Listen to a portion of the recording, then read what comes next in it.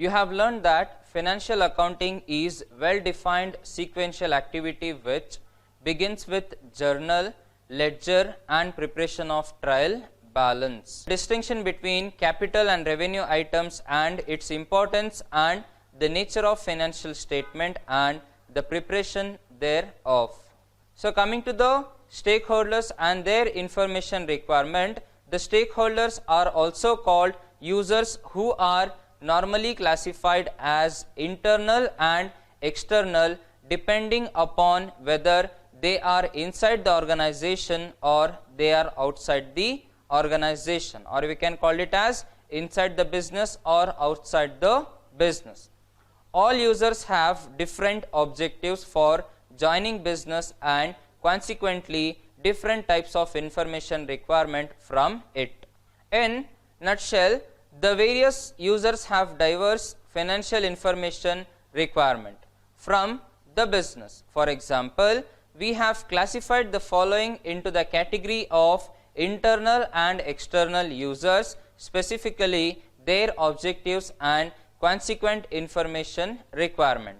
So when coming to the classification here, we have classified it according to the name and whether they are internal users or external users, then objectives of participating in business and the accounting information requirement. So first thing we will take is current owners. So current owners in the sense they are the internal users who will be inside the business, and objective here is to make investment in the business and wealth grow. So they want to invest in the business and they want to develop the business. And when coming to the accounting information requirement, current owners likes to know extent of profit in the last accounting period and current position of assets and liabilities of the business. So then we have manager. So when coming to the manager, even manager will be inside the business. So he will be internal user and the objective of participating here is for a career. So he is a manager in the organization because he has to develop his career, and they essentially act as the agent of owner, their employers. So they are the agent of their employers, and accounting information requirement is accounting information in the form of financial statement is like their report cards, and they are interested in information about both profit and financial position. Then we have government. When coming to the government is not a part of the business or government is not inside the business. So here government will be the external user, and let's see what is the objective here. Its role is regulatory and tries to lay down the rules in the best public interest. So here government wants to lay down the rules and regulations according to which the organization have to follow the rules and regulations. And accounting information requirement is it concerns are that the rights of all the stakeholders are protected. Since the government levies taxes on the business, they are interested in information about profitability in particular besides lot of other information. So here what government want is government want the information of the profits on which the government can levy the tax. Then we have prospective owners. So when coming to the prospective owners, these are the outsiders or called external users. So here objective is accepting to make investment in the business with a view to make his investment and wealth grow. So here the external users or the stakeholders who are investing in the business from a point of view of making profit or making profits out of their investment. So here accounting information requirement is they are interested in information about past profit and financial position as indicative of likely future performance. Then we have bank. Again, bank is an external user where the objective is bank is interested in safety of principal as well as the periodic returns, which is interest. So where if bank is providing any funds to the business, their objective is to provide the funds and to get the interest. Accounting information requirement here, bank is interested in accuracy of profits only as an assurance of the return of principal and interest back in time. Bank is equally concerned about the form in which the assets are held by the business. So here, coming to the bank is going to provide a fund to the business organization. When bank is providing funds to the business organization, in return bank have to collect the interest. So for that interest, bank has to know that what is the accurate profit of the particular business, whether they are able to pay the interest or not.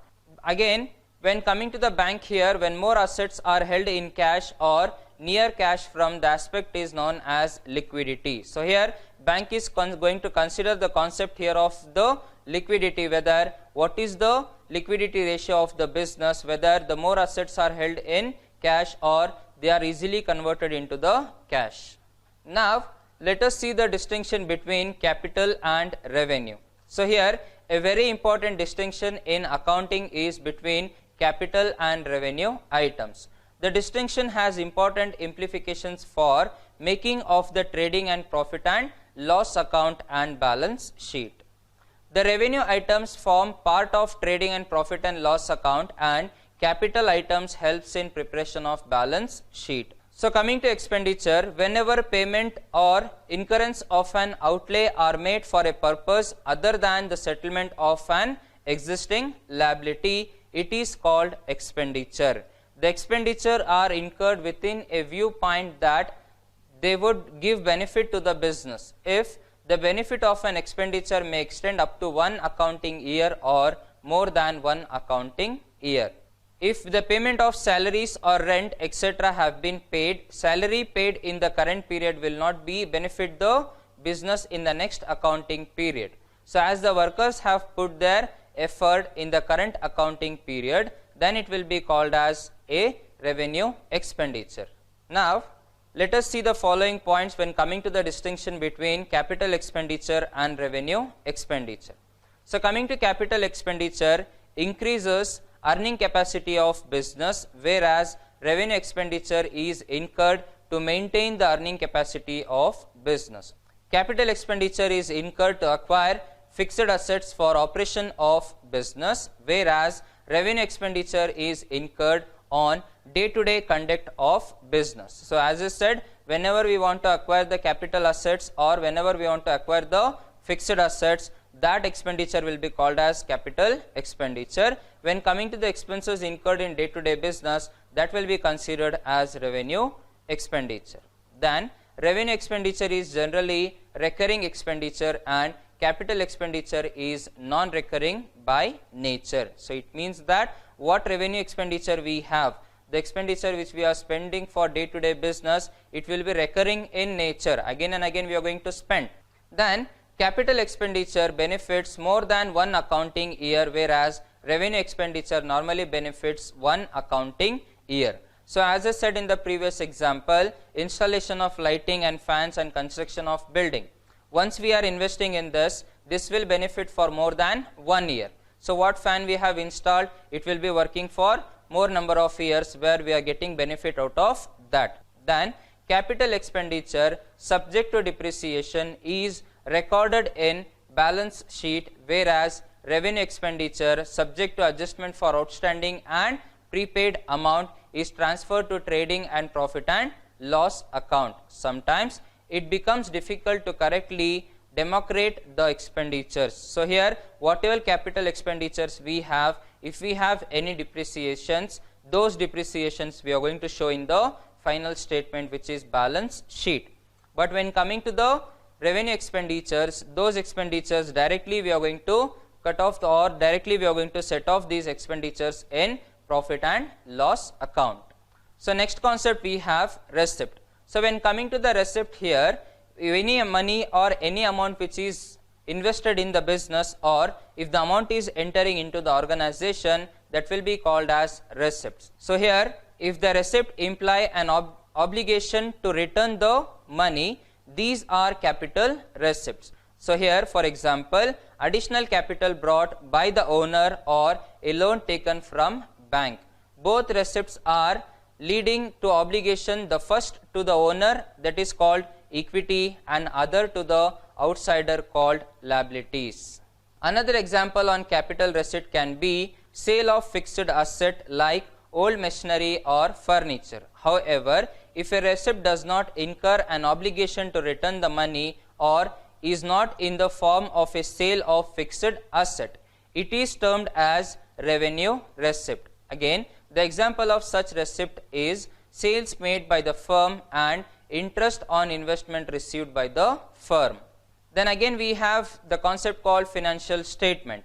It has been emphasized that various users have diverse informational requirement. Instead of generating particular information useful for specific users, the business prepare a set of financial statement which is generally satisfies the information need of the users. So here the basic objective of preparing financial statements are to present a true and fair view of the financial performance of the business. So what is the objective of preparing financial statement here is they want to show the true financial position of the business. So here when coming to the business organization, we will be having various users in this as discussed prior. So when coming to the users, we have internal users as well as external users. So here to satisfy both the users, the firm has to present a true and fair financial position of the business, which is possible only when the financial statement is prepared. And the second objective is to present a true and fair view of financial position of the business, and for this purpose the firm usually prepares the following statements. So here first we are going to prepare trading and profit and loss account, then balance sheet.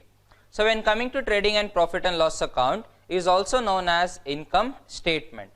Shows the financial performance in the form of profit earned or loss sustained by the business. And coming to balance sheet shows the financial position in forms of assets, liabilities and capital. These are prepared on the basis of trial balance and additional information if any. Now let us take one example and we'll observe that how trial balance is prepared here.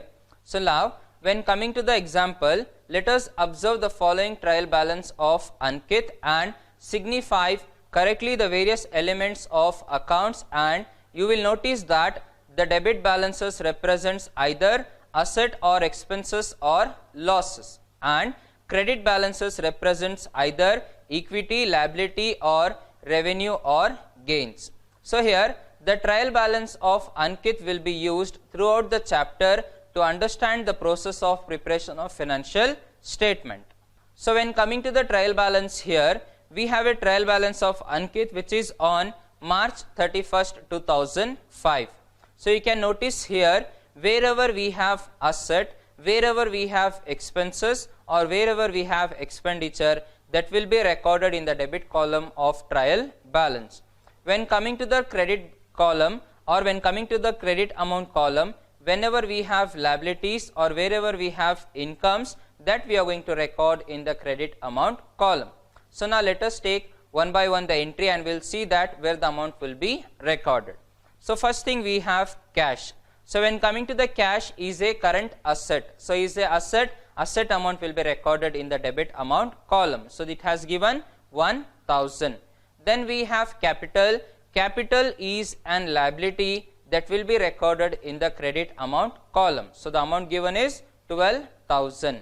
Then let us take bank. So now when coming to the bank, again it is an asset, the amount will be recorded in the debit amount column. So bank in debit amount column 5,000. Then again we have sales. So coming to the sales, it is an income. So you can remember the point here, whenever there is a sales, income will be generated. So for the organization, income will be generated when there is a sale. So income will be recorded in the credit amount column. Let the amount be 1,25,000. Then wages. So wages is an expenditure or expenses that will be recorded in the debit amount column. So wages 8,000 in the debit amount column. Then creditors. Again creditors is what we are supposed to pay, which becomes a liability for us. So when coming to the firm, it is a liability, amount will be recorded in the credit amount column. So creditors in credit amount column 15,000. Then we have salaries. Again salaries is what? An expenditure. Amount will be debited. Let the amount be 25,000. Then 10% long term loan raised on April 1, 2004. So when coming to the loan here, it is a liability which should be cleared today or tomorrow. So when coming to the liability, amount will be recorded in the credit amount column. So let the amount be 5,000. Then we have furniture. Again furniture is an asset. The amount will be recorded in the debit column. So let the amount be 15,000. Then let us take commission received. So commission received is what? It is an income which is received by the organization. Then the income will be recorded in the credit amount column. Let the amount be 5,000.